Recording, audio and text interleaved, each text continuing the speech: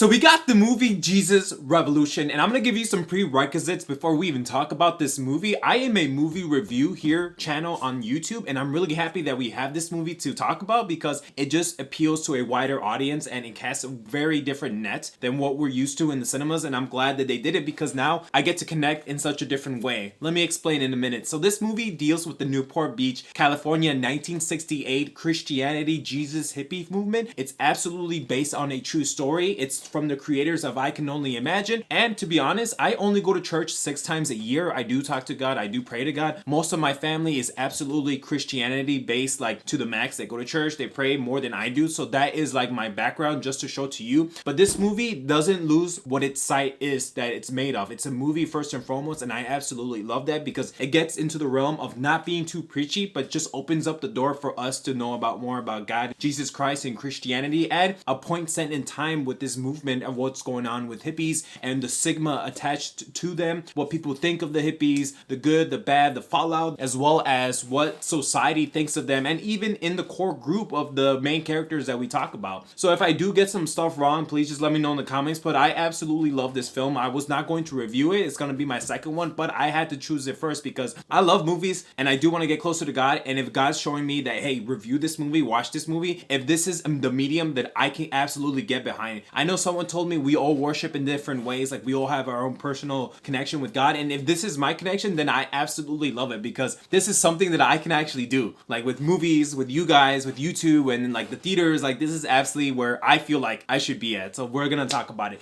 So first we meet a young man named Greg, played by Joel Courtney. I'm sorry if I'm not getting that name right. He goes to boarding school, he's in a weird high school, he sees a girl that he's attracted to, and she also happens to be a hippie, and that's where he gets pulled into this culture of the longing, searching for something. Is she the one? Like, let me find out more information. She is Kathy, and she is played by Anna Grace Barlow, and she's already in the group. And now the movie sets up what society thinks of the hippies, this movement. It's a weird time in America, as well as the movie that's showing to us, because it's also telling us the stigma around these hippies. There's new movement. Are they just there to do drugs and party and being cool and good vibes, or is like the society looking down on them because they talk different, because they don't wear shoes at church, or just because they're a different upcoming rising group that people just are just so different that, oh wow, like who are these people? But it also shows us like, oh yeah, the party vibes, the acid trips, the drug trips, like these people, yeah, they did drugs, most of them, but also shows us that there's a different side to hippies that doesn't even include drugs, just a longing and searching for Jesus Christ or Christianity or being together and good vibes. So I absolutely loved how the movie tackled that, because I thought I was gonna stay on that subject for long, like, oh, drugs, party vibes, like good stuff, man, like that, but it doesn't. It only stays, it keeps it a nice pace throughout the movie, bad, middle, good, and towards the end.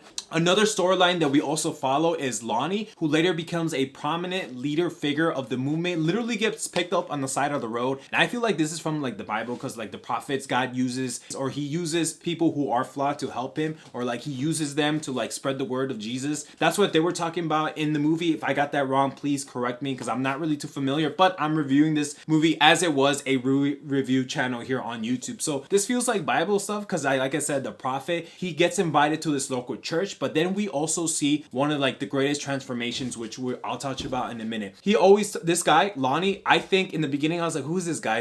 I had no idea what to expect from him, and the movie keeps it a consistent pace. Even right in like less than 20 minutes, you know exactly what's going on. People are shunned from this guy. He dresses different. They're like, why are we gonna talk to this guy? But after he talks to one of the pastors at the church, the whole movie turns like 360-degree angle. Chuck is the pastor that is at the local church. This is one of the best things that the movie has done. It shows him the conversations and spending time with him, the leader of the hippie group, which is Lonnie, but also transforms, because little by little, this guy, his walls start breaking down. He's like, is this really like, are we gonna shun these people away? Like, does Jesus want us to shun them away? Even though they're different, even though they're like younger than me, like they dress different, they have music, but then it's just amazing to see this guy who's like adamant, who doesn't ever want like to change, to quickly change throughout, to letting these people in, changing himself as well as his church and this community of circles of devoted fans to be like, no, like we should accept these people, we should bring them in. Like, why should we shun them away? They're just lost. They need like longing. They need Jesus Christ. Like, I absolutely love that because I'm like, damn, not everyone agreed to what his decision was. Like his local people, he's like, they're making us feel uncomfortable, and I'm just like, dude, like I thought church was supposed to be a place for worship, and I absolutely love that direction that the movie took. Not only with the hippies, but then of course towards the middle of the movie, we see these two storylines converge. Not only that, they play off each other, and it's this core group that goes to the finish line towards the end of the movie. This movie not only tells us, but also shows us the contrast between God, the Christianity, the church, the hippies that are lost in transit. They're like,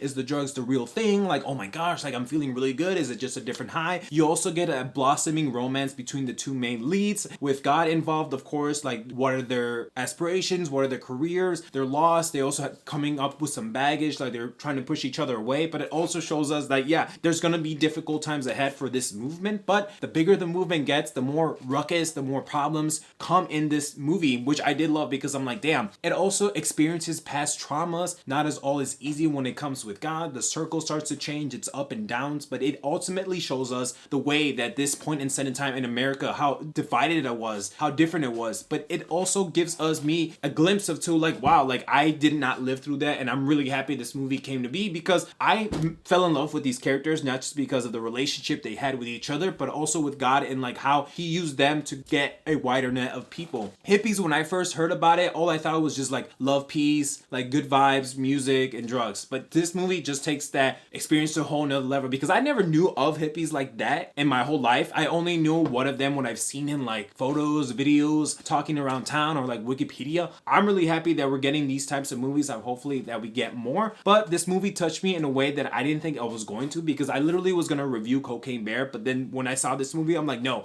Quickly, I realized throughout this movie, I'm like, this is amazing. I got to review this. I got to talk about this. It just catches a wider audience. And I'm like, this is where I should be doing this review. I loved it. Everything, the relationships, the ups and downs, the fallout of the Christianity church, and how that changes the church itself to accept more hippies and combine this new group of movement going forward. Like, they were doing drugs, they were doing bad things, and ecstasy and love, and it's like all combined together. Like, these people have aspirations just because they're shunned away, just because of who they are, what they are. And this is a point in set in time where there was like a lot of war, a lot of bad stuff in America. I'm really happy we got this film. I'm actually gonna go see it again, but at the end of the day, I'm gonna give this a solid A. I thought it was an amazing experience, like talking about God, the hippie movement, America, these characters. Like, I just absolutely fell in love with this movie. Like, not only just because it's about Jesus Christ, it's like for people who are on the fence about like Lord and Christianity, this movie just leads you to the door, and we're the ones who have to walk through it. It doesn't get too preachy. It doesn't bombard us with like, oh, you need to do this, you do this. It literally shows us a way for us to move forward with this if we want to go with him, of course. If you made it this far, I appreciate you so much. Maybe consider hitting that subscribe button and turning on notifications so you never miss a video. And with that, take care, bye.